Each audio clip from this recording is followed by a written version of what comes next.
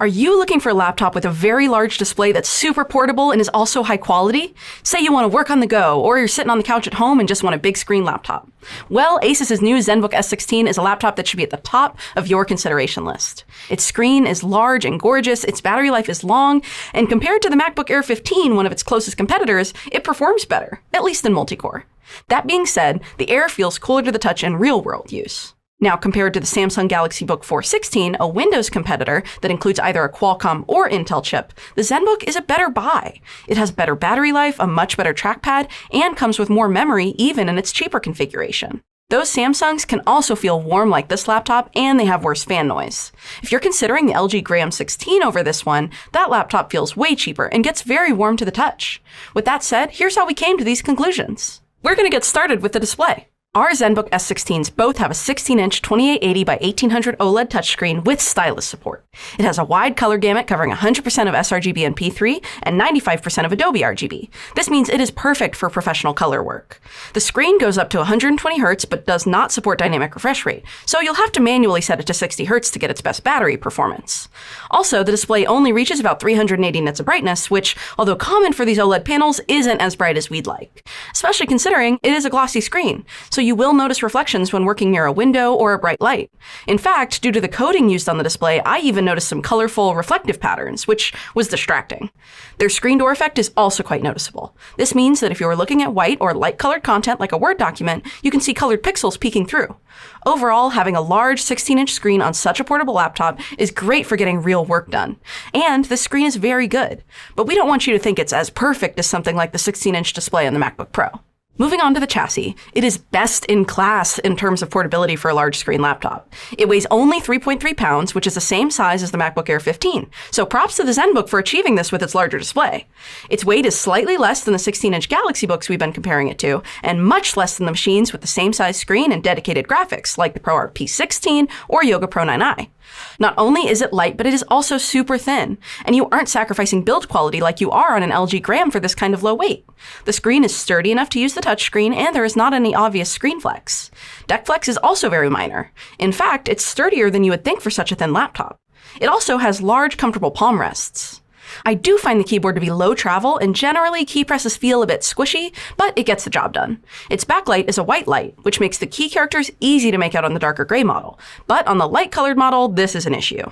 If you leave the backlight on when using in a bright environment, the key characters are hard to make out. There just isn't enough contrast. It's a white light on a light-colored keyboard.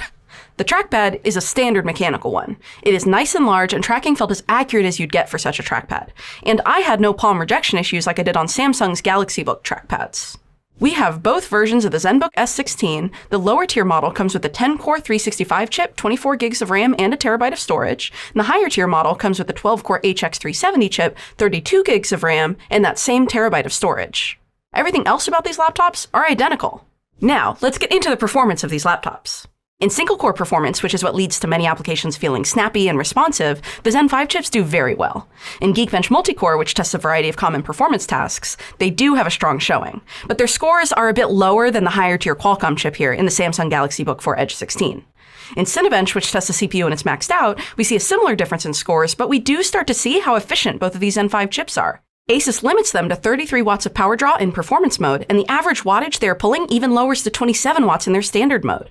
This means they end up using about 3/4 of the power of Intel's Core Ultra, for example, and still deliver stronger performance. Here's a graph of performance per watt plotted so you can get a better idea of what this efficiency looks like against its competitors. One benefit of having a more efficient machine is usually lower heat and fan noise, as less power is used by the processor to complete tasks. Unfortunately, due to the extremely thin chassis of the Zenbook with very limited airflow, it feels warm to the touch. In light use, while I was writing this script, the warmth was noticeable and caused me to take breaks more often, to move my hands off of the laptop. I'm not normally sensitive to this, so I think many people will notice it. In performance tasks, it gets very warm to the touch.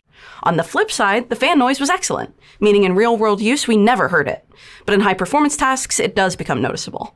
Now, let's get into graphics performance. We don't recommend these laptops for people who do intensive graphical tasks like 3D rendering or video editing, but these would do fine in light tasks or basic games.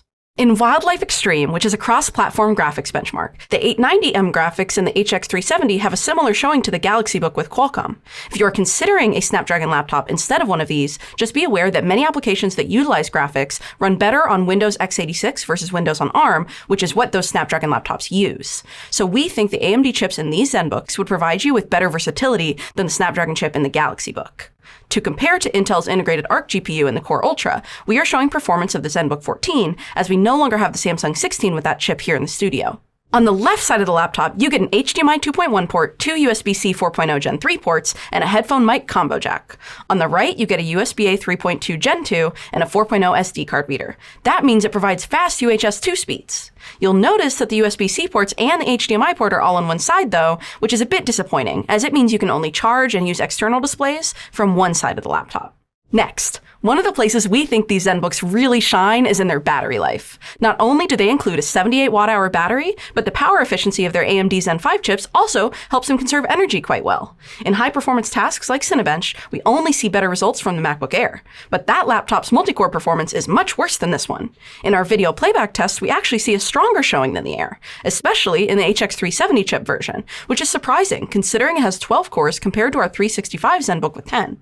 The difference in percent remaining after 4 hours is small, so they may perform similarly in real-world use, but that is still an impressive result.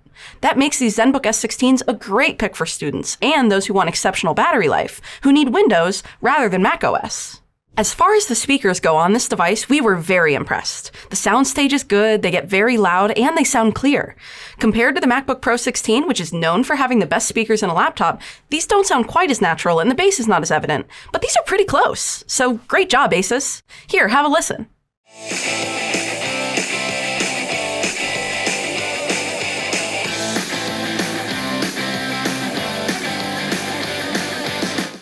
As far as the webcam goes, I felt like it aged me, honestly. It sounds alright, but it looks pretty bad. Now, let's talk upgradeability.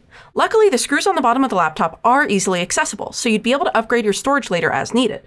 The RAM is soldered though, so keep that in mind when choosing your configuration. The MediaTek Wi-Fi card is also soldered and not replaceable. On occasion, there were issues where the Wi-Fi card was not recognized and you would need to restart the laptop for it to come back.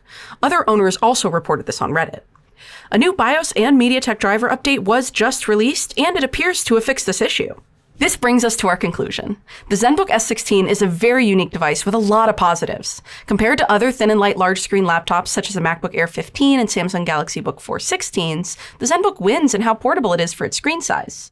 It excels in its overall build quality, powerful multi-core performance, and long battery life. Plus, as an AMD laptop, all Windows applications just work, which may be an issue on Qualcomm laptops. In fact, sometimes application compatibility is still an issue on Macs. The Zenbook's main downside, though, is that it may feel a little warm in light use and is very warm when doing performance tasks.